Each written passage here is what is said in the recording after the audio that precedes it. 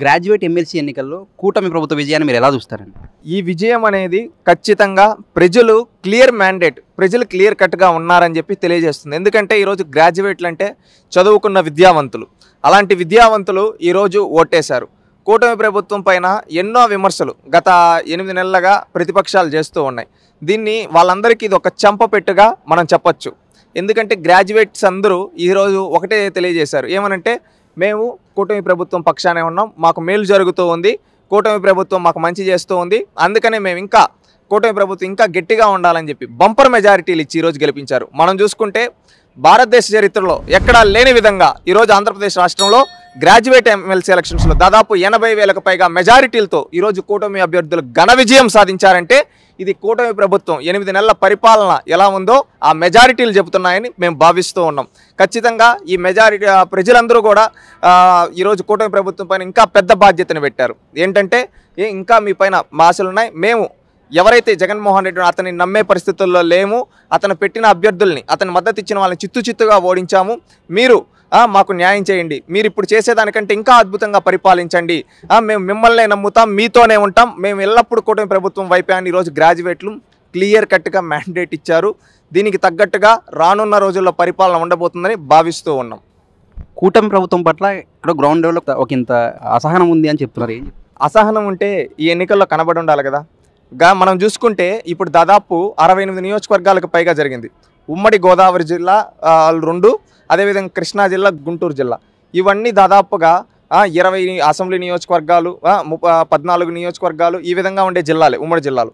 ఈ విధంగా చూసుకుంటే దాదాపు 68 పైగా నియోజకవర్గాల్లో ఈరోజు ప్రజలు ఇంత భారీ మెజారిటీ ఇచ్చారంటే ఎక్కడో అసహనం ఉంటే ఇంత మెజారిటీ ఇచ్చుంటారా? మీరు ఒక్కసారి ఆలోచించండి. ప్రజలందరూ ఇక్కడ ఏంటంటే అసహనం అనేది వైసీపీ వాళ్ళు అలా చిత్రీకరిస్తూ ఉన్నారు. వైసీపీ వాళ్ళ పెయిడ్ సోషల్ మీడియాల ద్వారా, పెయిడ్ మీడియా ద్వారా అలా చిత్రీకరిస్తున్నారు. అంతే, ప్రజలందరూ కూటమి ప్రభుత్వం వైపే ఉన్నారు. ఎందుకంటే చంద్రబాబు నాయుడు గారు ఒక బాధ్యతగా గతంలో ఎన్నికల్లో చెప్పిన విధంగా రాష్ట్రాన్ని పునర్నిర్మాణం దిశగా తీసుకొని వెళ్తూ ఉన్నారు ఈరోజు చంద్రబాబు నాయుడు గారు. ఈరోజు మనం చూస్తే రాష్ట్రాన్ని అప్పులు కుప్పలుగా జగన్మోహన్ రెడ్డి చేసి వెళ్ళిపోతే, బట్టలు లేకుండా నడి రోడ్డుపై నిలబెడితే ఈరోజు చంద్రబాబు నాయుడు గారు తన భుజాలపైన రాష్ట్రాన్ని మోస్తూ ఈరోజు ఎన్నో కష్టాల్లో ఉన్నా కానీ మొదటి తారీఖే జీతాలు ఇస్తూ ఉన్నాడు, పెన్షన్లు ఇస్తూ ఉన్నాడు, అదేవిధంగా సంక్షేమం చేస్తూ ఉన్నాడు, అదేవిధంగా అభివృద్ధి కార్యక్రమాలకు శ్రీకారం చుడుతూ ఒక సంస్కరణలు తీసుకొని వస్తూ రాష్ట్రాన్ని ముందుకు తీసుకొని వెళ్తూ ఉన్నారు. ఈ విధంగా కూటమి ప్రభుత్వం ఎల్లప్పుడూ మాది ప్రజాపక్షమే, మేము ప్రజల వైపే ఉంటామని ఈరోజు చంద్రబాబు నాయుడు గారు పనిచేస్తున్నారు. ఈరోజు వచ్చిన మ్యాండేట్ చంద్రబాబు నాయుడు గారి యొక్క కష్టార్జితానికి ప్రతిఫలంగా మనం చెప్పుకోవచ్చు. ఎందుకంటే ఈరోజు 74 ఏళ్ల వయసులో కూడా ఆ వ్యక్తి రాత్రి 12 గంటలు 1 గంటల వరకు రివ్యూలు చేసుకుంటూ ఎవరి కోసం కష్టపడుతున్నాడు? రాష్ట్ర ప్రజల కోసం, రాష్ట్ర భవిష్యత్తు కోసం. నా రాష్ట్రం నెంబర్ 1గా ఉండాలి, నా రాష్ట్రం పునర్నిర్మాణం దిశగా ముందుకెళ్ళాలి, ఈ రాష్ట్రం అనేది ఆంధ్రప్రదేశ్ అంటే ప్రపంచాన్ని శాసించే విధంగా ఉండాలనే ఉద్దేశంతో ఈరోజు ముఖ్యమంత్రి చంద్రబాబు నాయుడు గారు కష్టపడుతున్నారు. ఆయన యొక్క కష్టానికి ఈరోజు వచ్చిన రిజల్ట్స్ ప్రతిఫలంగా మేము భావిస్తూ ఉన్నాం. గ్రాడ్యుయేట్ ఎమ్మెల్సీ ఎన్నికల్లో కూటమి ప్రభుత్వ గెలుపు అంటే భవిష్యత్తులో విద్యా వ్యవస్థలో ఎలాంటి రిఫార్మ్స్ వచ్చే అవకాశం ఉందంటారు? మంచి ప్రశ్న అండి. ఖచ్చితంగా ఈరోజు గ్రాడ్యుయేట్స్ అందరూ ఈరోజు మనం చూసుకుంటే ఆంధ్రప్రదేశ్ రాష్ట్రంలో మొత్తం 5 గ్రాడ్యుయేట్ ఎమ్మెల్సీ కాన్స్టిట్యున్సీస్ ఉన్నాయండి. ఉత్తరాంధ్ర, అదేవిధంగా east Godavari, west Godavari constituency, అదేవిధంగా కృష్ణా గుంటూరు డిస్టిక్ కాన్స్టిట్యున్సీ, అదేవిధంగా ఈస్ట్ రాయలసీమ, వెస్ట్ రాయలసీమ ఉన్నాయి. అంటే ఈ ఆంధ్రప్రదేశ్ రాష్ట్రంలో ఉండే 175 నియోజకవర్గాలులో ఉండే గ్రాడ్యుయేట్స్ ఈ 5 గ్రాడ్యుయేట్స్ అసెంబ్లీ కాన్స్టిట్యున్సీ కిందకు వస్తారు. ఈ 5 తెలుగుదేశం పార్టీ ఖాతాలో నేడు ఉన్నాయి. గతంలో 2023లో 3 గ్రాడ్యుయేట్ ఎమ్మెల్సీస్ జరిగాయి. అప్పుడు 3 తెలుగుదేశం పార్టీ గెలవడం జరిగింది. ఈరోజు 2 జరిగితే ఈ 2 తెలుగుదేశం పార్టీ గెలవడం జరిగింది. ఈ 5 ఏంటంటే ఒకటే చెప్తూ ఉంది. ఏమిటంటే రాష్ట్రంలో ఉండే గ్రాడ్యుయేట్స్ అందరూ మేము తెలుగుదేశం పక్షాన్నే ఉంటాం, మా భవిష్యత్తులో మారాలంటే అది తెలుగుదేశం పార్టీతో మాత్రమే సాధ్యం అని చెప్పి గ్రాడ్యుయేట్లందరూ ఏకపక్షంగా తీర్పిచ్చారని మేము భావిస్తూ ఉన్నాం. ఈ గ్రాడ్యుయేట్ ఎమ్మెల్సీస్ తీర్పు అనేది కూటమి ప్రభుత్వం పైన నిజంగా ఒక పెద్ద బాధ్యతను పెట్టింది. లోకేష్ గారు యొక్క కష్టాన్ని కూడా మనం ఇక్కడ చెప్పుకోవాలి. ఎందుకంటే ఈరోజు 5 గ్రాడ్యుయేట్లు గెలవడం అంటే అంత ఆషామాషి పని కాదు. మనం చూసుకుంటే ఈరోజు పక్క రాష్ట్రమైన తెలంగాణలో అధికార పక్షానికి ఈరోజు గ్రాడ్యుయేట్ ఎమ్మెల్సీ రాలేదు. అపోజిషన్ కూడా కాదు, బీజేపీ పార్టీకి రావడం జరిగింది. మనం చూసుకుంటే దేశంలో ఎక్కడైనా కానీ మన రాష్ట్రంలో కూడా గతంలో చూసుకుంటే ఎప్పుడు కానీ అధికార పార్టీకి ఫేవర్గా వచ్చినట్టు లేవు దాఖలాలు. గ్రాడ్యుయేట్ ఎమ్మెల్సీలో ఎవరో పీడీఎఫ్ అభ్యర్థులు, యూటీఎఫ్ అభ్యర్థులు, ఏవో సంఘాలు ఇలాంటి వాళ్ళు గెలిచేవాళ్ళు. కానీ ఇప్పుడు మనం చూసుకుంటే గతంలో 3 గ్రాడ్యుయేట్ ఎమ్మెల్సీలు ఒక రాజకీయ పార్టీ తెలుగుదేశం పార్టీ గెలుచుకోవడం జరిగింది. ఇప్పుడు తెలుగుదేశం పార్టీ అధికారంలో ఉంటే ఈ 2 తెలుగుదేశం పార్టీకి రావడం జరిగింది. అంటే ఈ 5 విజయం వెనక ఏంట్రా ఎవరు వర్కౌట్ చేశారంటే లోకేష్ గారి పేరు ప్రధానంగా వినిపిస్తుంది. ఎందుకంటే గతంలో తెలుగుదేశం పార్టీ ఇంకా గెలవదు, తెలుగుదేశం పార్టీ పని అయిపోయింది అని చెప్పే రోజుల్లో ఆయన పాదయాత్ర మొదలుపెట్టినప్పుడు ఆయన పాదయాత్రను అడుగడుగునా అడ్డుకుంటూ ఉంటే ఆ రోజు రాష్ట్రం మొత్తం మీద మనం చూసుకుంటే ఎమ్మెల్సీ ఎలక్షన్ కోడ్ ఉండింది. అదేవిధంగా ఉత్తరాంధ్ర కావచ్చు, ఈస్ట్ రాయలసీమ, వెస్ట్ రాయలసీమ.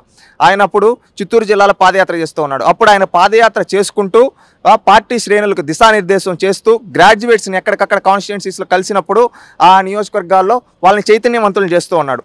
ఆ విధంగా అప్పుడు 3 గ్రాడ్యుయేట్ ఎమ్మెల్సీలు గెలవడంలో లోకేష్ గారి పాత్ర ఉంది. నాడు ప్రతిపక్షంలో, నేడు అధికారంలోకి వచ్చిన తర్వాత ఒక విద్యాశాఖ మంత్రిగా, ఒక ఐటీ శాఖ మంత్రిగా, ఒక పార్టీ ప్రధాన కార్యదర్శిగా తన బాధ్యతలు నిర్వర్తిస్తూ ప్రతిరోజు రివ్యూ చేసేవాళ్ళు. ఏ విధంగా అంటే ఆయన ప్రతిరోజు రివ్యూలో కూడా చెప్పేది మనం మొదటి ప్రాధాన్యత ఓట్లతోనే గెలవాలి, బంపర్ మెజారిటీలతో గెలవాలి, ఇది చారిత్రాత్మక అవసరం అని చెప్పేది. ఆ విధంగా దానికి తనకు తాను పని చేసుకుంటూ ప్రతి ఒక్క గ్రాడ్యుయేట్ దగ్గరికి వెళ్ళి కూటమి ప్రభుత్వం ఏం చేసింది ఈ 8 నెలల్లో మీకోసం, రేపు భవిష్యత్తులో ఏం చేయబోతుంది అని చెప్పి వాళ్ళని చైతన్యవంతులను చేసి ప్రజాస్వామ్యంలో ఓటు అనేది ఆయుధం, అలాంటి ఓటుతో మళ్ళీ కూటమి అభ్యర్థులను గెలిపించాడు. అంటే ఈరోజు తెలుగుదేశం పార్టీలో 5 గ్రాడ్యుయేట్ ఎమ్మెల్సీలు వచ్చాయంటే దాంట్లో లోకేష్ గారి పాత్ర 100కు 100% ఉంది. ఈరోజు పరిపాలనలో చంద్రబాబు నాయుడు గారు బిజీగా ఉంటే వెనకాలండి పార్టీని అదేవిధంగా ఎలక్షన్ కోఆర్డినేట్ చేసుకొని ఈరోజు ఈస్ట్ గోదావరి, వెస్ట్ గోదావరి కావచ్చు, కృష్ణా, గుంటూరు కావచ్చు లోకేష్ గారు గెలిపించారని చెప్పుకోవచ్చు. ఇదే విధంగా మనం చూసుకుంటే ఈరోజు రాష్ట్రంలో ఉండే గ్రాడ్యుయేట్లందరూ ఏకపక్షంగా తెలుగుదేశం వైపే ఉన్నాం, తెలుగుదేశం పార్టీతోనే మా పయనం. ఎందుకంటే ఈ రాష్ట్రం బాగుపడాలన్నా, ఈ రాష్ట్ర భవిష్యత్తు మారాలన్నా, ఈ రాష్ట్రంలో మంచి రేపు భవిష్యత్తులో మంచి అవకాశాలు రావాలన్నది తెలుగుదేశం పార్టీ మాత్రమే చేయగలుగుతుందని నమ్ముతున్నారని మేము విశ్వసిస్తూ ఉన్నాం. ఈ మ్యాండేట్ అనేది క్లియర్ కట్గా చెప్పింది. లోకేష్ గారు భవిష్యత్తు నాయకుడు అని చెప్పడానికి కూడా ఈ తీర్పు మనం బేరీజ్ వేసుకోవచ్చు. ఎందుకంటే ఆయనే ముందుండి నడిపించాడు, ఖచ్చితంగా ఒక మంచి గెలుపుని ఆ పార్టీకి అందించాడు, చారిత్రాత్మక గెలుపులను అందించారు. గత ఎన్నికల్లో కూటమి ప్రభుత్వ గెలుపును కనుక చూస్తే ప్రధానంగా చదువుకున్న యువత కూటమి ప్రభుత్వానికి అండగా నిలబడ్డారు. సో మీకు 5 ఏళ్లలో 20 లక్షల ఉద్యోగాలు కల్పిస్తామన్నారు. ఒకవేళ ఈయన పక్షంలో నిరుద్యోగ భృతి ఒక 3,000 ఇస్తామన్నారు. మరి బడ్జెట్లో కనుక చూస్తే ఆ నిరుద్యోగ భృతికి అసలు బడ్జెట్ అలొకేషన్ లేదు, ఏం చెప్తారు? ఒకటి మీరు బడ్జెట్లో లేదు అని అడుగుతూ ఉన్నారు. మనం ఇక్కడ సంక్షేమానికంటూ అనేక సంక్షేమాలకి కేటాయించడం జరిగింది. దీంట్లో మనం బీసీ సంక్షేమానికి పెట్టాం, ఎస్సీ సంక్షేమానికి పెట్టాం, ఎస్టీ సంక్షేమానికి పెట్టాం, అదేవిధంగా ప్రతి ఒక్క దానికి సంక్షేమానికి పెట్టడం జరిగింది. అదేవిధంగా మహిళా శిశు సంక్షేమానికి పెట్టడం జరిగింది. ఇంకా అదేవిధంగా అనేక రంగాలకి బడ్జెట్ అనేది మనం కేటాయించడం జరిగింది. మీరు ఇక్కడ నిరుద్యోగ భృతి 20 లక్షల ఉద్యోగాలు అని అడిగారు. దీంట్లో మీరు ఒకటి క్లారిటీగా గుర్తించండి. ఈరోజు నిరుద్యోగ భృతి అంటే ఏదో ఆ 3,000 ఇచ్చేసి కాలయాపన చేయడం కాదు. ఒకటి గుర్తుపెట్టుకోండి, వాళ్ళకి నైపుణ్య శిక్షణ ఇవ్వాలి.